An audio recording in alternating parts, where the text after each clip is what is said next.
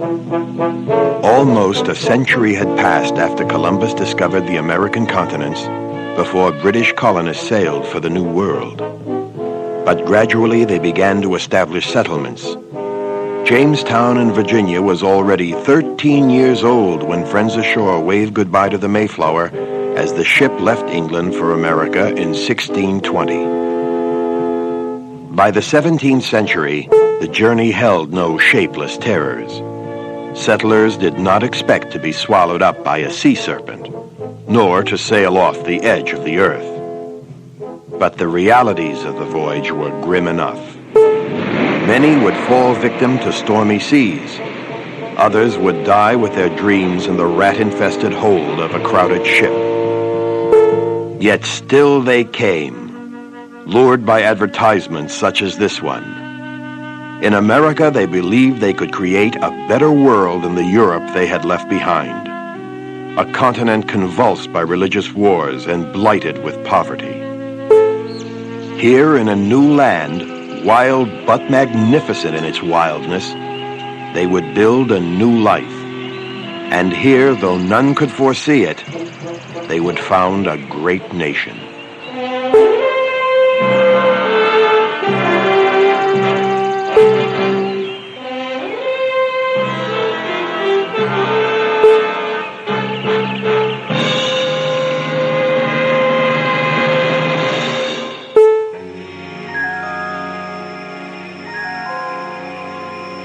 The dense forests of North America stretch from the Atlantic shore beyond the Appalachian mountain chain. Wild beasts roamed the forests, black bears, wolves, panthers. And here, Indians hunted deer, bison, and wild turkeys. The soil lay deep and fertile, except where ancient glaciers had scoured the land. And great clouds of birds crossed its skies. Geese like these, pigeons and ducks. The vast dimensions of the continent gave great variety to its climate and physical features. In the north, forests concealed a shallow soil strewn with boulders and difficult to cultivate. Winter arrived early, locking the land in an icy grip. But if its winters were harsh and its land for the most part unwilling, the north offered generous gifts from the sea.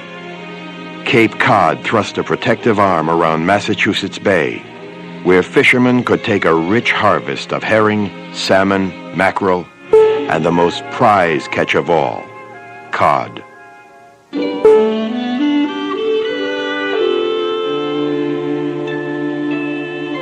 To the south, in the Middle Atlantic belt, the land became gentler and easier to work. Indian corn and other grains flourished in the fertile valleys. The Hudson and other broad waterways provided highways into the dark interior, and a means of shipping out timber and furs from animals like the beaver. Deeper south, the climate became warmer, until in coastal Carolina and Georgia, the land took on a subtropical appearance.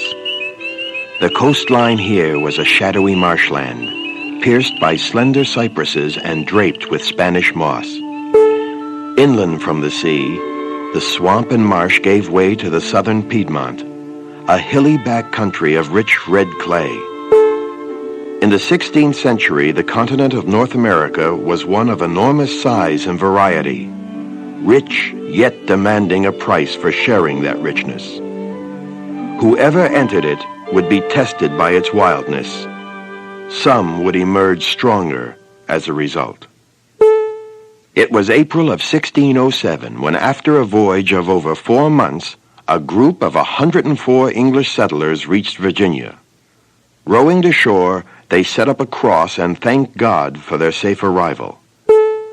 After about 2 weeks of exploring and meeting Indians, the Englishmen began unloading their tools and provisions on a low, marshy island in a river known today as the James. Here the ships could be moored in deep water close to the shore, providing a refuge in case of attack. That same concern prompted them to begin building a fort immediately. Logs with their ends sharpened were set into the ground to form a triangular palisade. While James Fort was under construction, The men lived in tents of sailcloth. Disease and famine took a heavy toll. 7 months after their arrival, fewer than half the men remained alive. The next 2 years were filled with trials. Between attacks by hostile Indians, the men fought among themselves. More settlers arrived without provisions when starvation already stalked Jamestown. Rats and fire destroyed invaluable stores of corn. In the spring of 1610, after a severe winter, the colony was without hope. When 2 ships arrived, the few remaining ragged settlers decided to give up and leave. But just as they reached the mouth of the James River, they met 3 ships bearing ample supplies and Lord de la Warre, the new governor. With renewed hope, they turned back and set about rebuilding Jamestown. As more people arrived, the original fort could not contain them all, so half-timbered houses like this one were built nearby. In 1612, John Rolfe found that mild tobacco could be grown at Jamestown. At harvest, the leaves were carefully picked from the plants and carted off to hang in sheds for drying. Packed tightly into barrows, the golden brown cured leaves were shipped to England. At auctions there, the product commanded a price so high that tobacco fever swept Jamestown. Even some streets were dug up and planted with tobacco. Thus, the fertile soil widening out from the mountains south of the Chesapeake Bay shaped the future of the southern colonies. While the golden weed was bringing relative prosperity to Jamestown, a small group of weary religious refugees, later known as Pilgrims, sailed for the New World. This ship, Mayflower II, is a close reproduction of the one that reached Cape Cod in 1620 after a voyage of more than 2 months.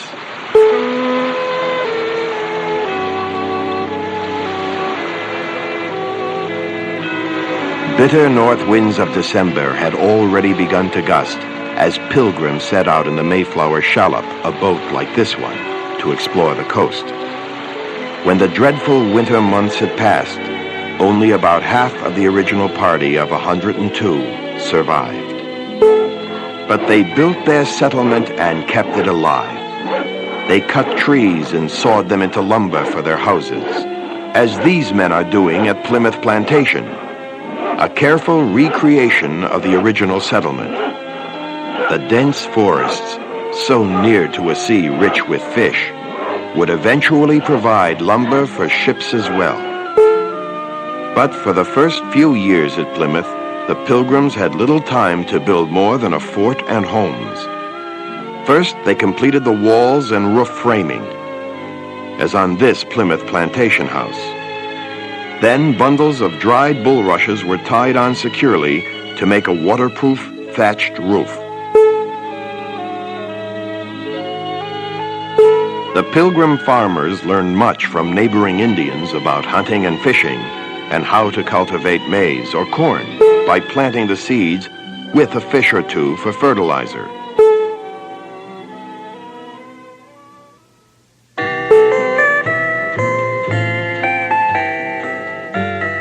While Plymouth slowly grew to moderate prosperity, a great migration of English Puritans settled other towns and villages near Massachusetts Bay. Single-minded in their determination to build a commonwealth of saints, the Puritan fathers moved swiftly to correct any fault or punish any sin. This man carries water. If done on the Sabbath day, the chore could bring a fine or a public whipping. Recognizing the need for educating religious leaders, the Puritans founded Harvard College in 1636. And they were concerned for the souls of the Indians, too. This page comes from a New Testament translated into the Algonquin Indian language and printed at Cambridge in 1636. In 1670, this woodcut was produced, the first picture printed in North America. It is a portrait of Richard Mather, a Puritan minister who was one of the founding fathers of the Massachusetts Bay Colonies. And as their system of government, they adopted the town meeting, a cornerstone of colonial democracy and an institution that survives today. Here in Dresden, Maine, citizens gather to discuss budgets and taxes for the coming year and to cast their votes for local officials.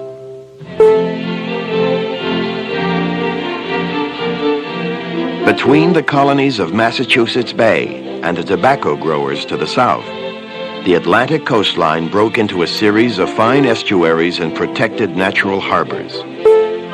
Here evolved the middle colonial trade centers such as New York, still the Dutch city of New Amsterdam in the 1650s. Several thousand English, Dutch, and Swedes had already settled along the Atlantic coast in 1682, when William Penn stepped ashore in his Quaker colony of Pennsylvania. Within a few days of his arrival, Penn met with Indians, paid them for their land, and signed a treaty with them.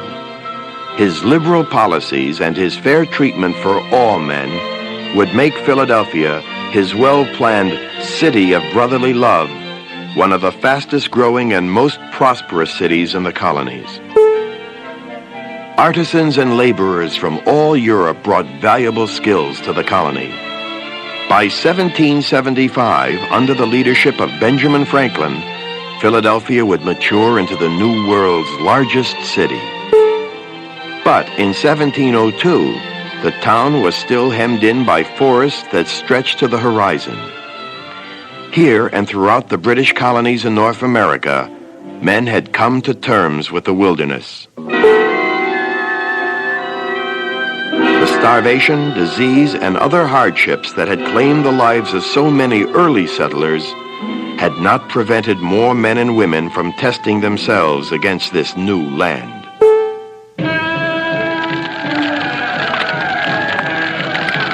Even the threat of hostile Indians wiping out settlements spreading over their hunting grounds could not deter the waves of immigrants.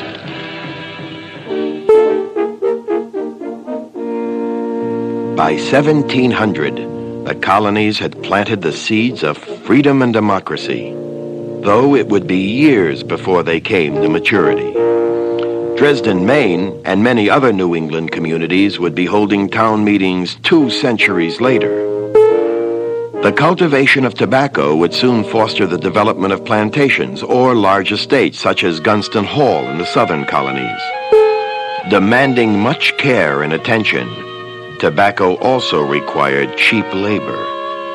By the end of the 18th century, thousands of Africans had been shipped to the New World and sold into bondage. The establishment of slavery would bring a curse upon generations to come, on master as well as servant. But few colonists foresaw those consequences. And from the great landholdings, such as Mount Vernon, would come many leaders already experienced in directing the complicated affairs of their estates. And so, in the early 18th century, the future looked bright indeed.